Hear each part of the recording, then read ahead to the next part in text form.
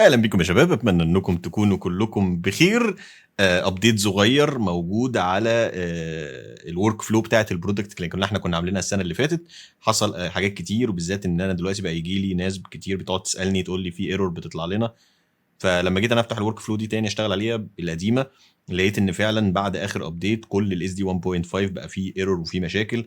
فانا صلحت حاجات في الورك فلو ديت وظبطت فيها شويه اضافات كمان عشان تطلع لك نتائج افضل من الاول كمان. بس عشان ما اطولش عليك، يلا بينا نبدا.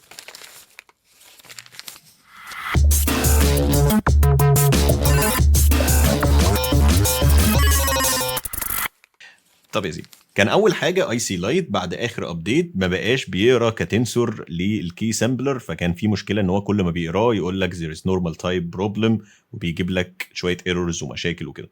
فحلا للمشكله ديت هم كانوا عملوا ابديت للاي سي لايت ابلاي هنا ديت. فاحنا ظبطناها وظبطنا الجزء دوت، فبقت شغاله تمام ما فيهاش اي مشكله. انا ضفت في الورك فلو دي شويه اب سكيل باك جراوند سيلكتور، وهقول لك ازاي نبدا نستخدمهم، واقول لك ازاي نقدر نطلع الصوره، ولو الصوره طالعه بجوده كويسه ازاي نقدر نخلي المنتج هو اللي مأثر اكتر على الصوره بتاعتنا. امشي معاك واحده واحده ويلا بينا. بص يا سيدي، اول حاجه احنا محتاجين زي ما احنا متعودين على طول صوره للبرودكت بتاعنا. الورك فلو دي بتشتغل انك انت بتحط صوره للبرودكت وبيطلع لك الفاينل منها. كل الجزء اللي في النص ده، يعني مثلا الجزء ده كده، الجزء ده تخيلوا كده ان هو مسؤول عن الكالر بالانس. هتقول لي كالر بالانس يعني ايه؟ يعني شايف دي جراي، فالصوره مش هتطلع، الصوره هتطلع دايما ريليتد للدرجه الجراي دي. طب افرض انا حطيتها لونها ريد، تعال اوريك. بص، جينا في الريد هنا، الريد هنا الشانل بتاعته او الهيكس نمبر بتاعه 255 اي ثينك، 255 ريد، والباقي كله زيرو، او زيرو هنا وزيرو هنا. لو انا دوست كيو دلوقتي الباك جراوند بقت حمراء، ولو جينا نطبق اللي بيحصل هنا الصوره هيبقى عليها انفلونس اكتر للون الاحمر. فزي ما انت شايف دلوقتي بعد ما هو قام جاي واخد هنا، هتلاقي اللي مأثر على الصوره بتاعتنا مين؟ اللون الاحمر. بعد كده هو بيضيف السوبر سودا بتاعتنا اللي هو الاصل بتاعها. طيب هتقول لي طب انا مش عايز ده، انا مش عايز النتيجه تبقى باللون دوت. طيب يبقى انت كده انت فهمت انا قصدي ايه في حته ان اللون ده بيغير. لو انا اتحكمت في السي اف جي هنا، لو انا عليت السي اف جي شويه، معناها ان الاحمر هيبقى موجود ما فيهوش مشكله، بس هيبقى التكست اللي انا كاتبه هنا مأثر اكتر. فانا لو انا كاتب ميتاليك تيبل ان سبيس ستيشن، يبدا اللون يبقى موجود، وبرده الانفلونس بتاع الازازه بتاعنا مازال موجود زي ما هو. جميل. فخلي بالك من الجزء دوت. نرجع بقى هنا للباك جراوند بتاعتنا، واللي هي 135. يعني انت عندك 135 135 135 هاف جراي 1300 يا نهار اسود 135 135. فلو دوسنا كيو هنا جراي، فهو بالنسبه له الجراي دي كانها ميوترال، يعني اضاءه او لون يقدر هو يطلع منه النويز كويس. فانت زي ما انت شايف قدر ان هو يطلع باك جراوند كويسه، واحنا عملنا بالنود بتاعت الميرج هنا دي مع ديت مع الكالر ماتشنج. فين الكالر ماتش؟ كالر ماتش، فبالتالي طلع لنا صوره شبه كامله. الصوره دي برضو انت هتاخدها فوتوشوب وتعمل شويه ريتاتش، اكيد مش هتاخدها من هنا دايركت. جميل. تعال ناخد مثال تاني بالبرومت اللي احنا كاتبينه. انا دايما ميتاليك تيبل ان سبيس ستيشن دي انا عجباني. تعال تعال ناخد صوره كمان. تعال بقى نقرب الحاجه دي بتاعتنا. وزي ما انت شايف الورك فلو شغاله سريعه مش بطيئه يعني. طبعا هي شغاله مع اي حاجه. يعني انا لو اديتها البرجر هنا ودوست كيو مفيش مشكله، هو قام جاي قاصص البرجر هنا حطه على الباك جراوند، ولا يعني مش هيأثر معاه في حاجه. هيقوم جاي حاططها حتى لو الالوان بتاعت البرجر مش طالعه كويسه، كده كده احنا حاطين، يعني هو يقوم جاي مطلعها هنا البرجر محطوط، ويقوم جاي هو عامل لنا الدمج زي ما احنا عاملين هنا، فالبرجر بتاعنا يبقى موجود. لو كتبنا مثلا هنا ميتاليك اوفن ان سبيس ستيشن مثلا، يعني كأن الهمبرجر محطوط جوه زي فرن كده، هو يعمل بقى البرجر زي ما هو عايز. احنا كده كده عارفين ان هو بعد ما يخلصوا هيقوم جاي حاطط لنا البرجر بتاعنا. جميل. وكأنه حطه جوه زي ميكروويف كده.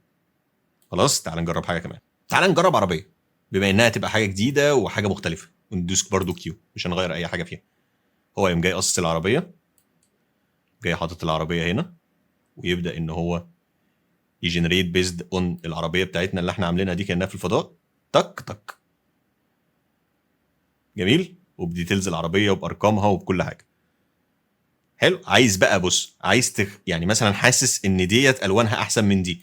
شايف الرقم ده ال 62 ده الاوبيزيتي، لو خليته صفر دي هتبقى هي دي. فانت بتتحكم، ودي لو عملتها كده هيجيب لك نفس الصوره دي هيحطها هنا. فانت بتشوف انهي الرقم المناسب ان التفاصيل بتبقى موجوده وفي نفس الوقت الاضاءه تبقى مظبوطه. جميل. فدي برضو نقطه دايما خلي بالك منها. ودي بتقسم يعني بتتحكم في الاضاءه بتاعه العربيه مقارنه بالاضاءه دي. يعني دي اللي بتتحكم في الاضاءه ودي بتتحكم في الاوبيزيتي بتاعت الصوره. تعال نجرب ايه صوره كمان ونشوف النتيجه تطلع عامله ازاي. اخر صوره هنجربها هي شويه المجات ديت. تعال بقى نغير دي شويه ونكتب wooden table مثلا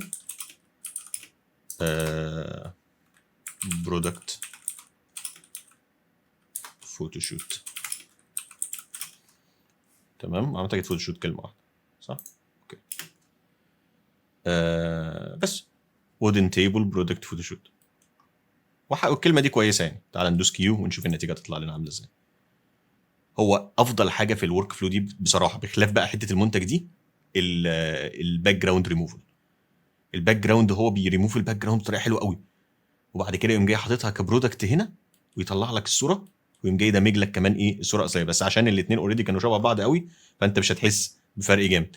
مثلا انا لو حسيت ان في تريكايه موجوده هنا، او ما انا جاي او عاجبني الكريمه اللي موجوده هنا بالفوتوشوب بقى، ما انا جاي حاطط صورتين وايه ماسك فوق واحد فيهم واقعد ان انا اكلين الكلام دوت كله. طبعا بما انك انت برودكت ديزاينر فانت تبقى فاهم انا بقول ايه كويس جدا جدا. ولكن زي ما انت شايف النتيجه طالعه فظيعه. طبعا تفتح الحته بتاعت الاب سكيل دي لو احنا قمنا جايين عاملين الاب سكيل معانا يبقى شغال. جميل. وتعالى نعمل سيت جديد. تعالى نخلي هنا رقم زياده وندوس كيو. هو هيقوم جاي عامل اول حاجه الصوره بالباك جراوند اللي احنا عاملينها كبرودكت فوتوغرافر والحاجات دي كلها. اول لما بيخلص الصوره يقوم جاي مظبط هنا ومدخلها في الجزء بتاع الاب سكيل. ما بياخدش وقت. انا لغايه دلوقتي ما سرعتش اي حاجه في الفيديو. يعني هو مش الموضوع مش محتاج. هو الاس دي اكس ال كده هو اربعه متقسمه على اربعه او اكتر. لا هم اربعه بس. وزي ما انت شايف تصدق ممكن يكونوا اكتر من اربعه. انا ممكن اسرع شويه. زي ما انت شايف هو عمل اب سكيل للصوره فبقت الجوده كويسه. بقت الحاجه تحس انها معموله بقت انعم بكتير كصوره ينفع بقى تستخدمها لبرودكت فعلا. ما فيهاش نفس المشاكل اللي كانت موجوده. يعني بص شايف الجزء ده كده. تعال اوريه لك في الصوره دي. بص حس ان في خطوط والقص مش كويس زي جزء زي ده كده. بص تحت سموث جدا ومتظبط. جميل. بس يا سيدي ده كده بخصوص الورك فلو بعد الابديت.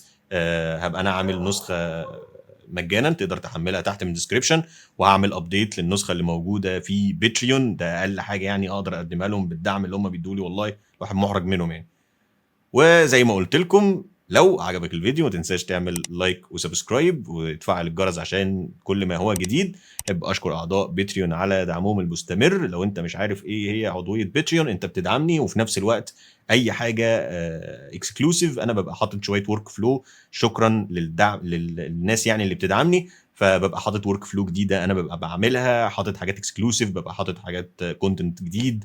فلو انت عايز تشترك معانا وتبقى من اعضاء باتريون تقدر تدخل في اللينك اللي في الديسكربشن وتنورنا. واتمنى انكم تكونوا كلكم بخير ودمتم سالمين.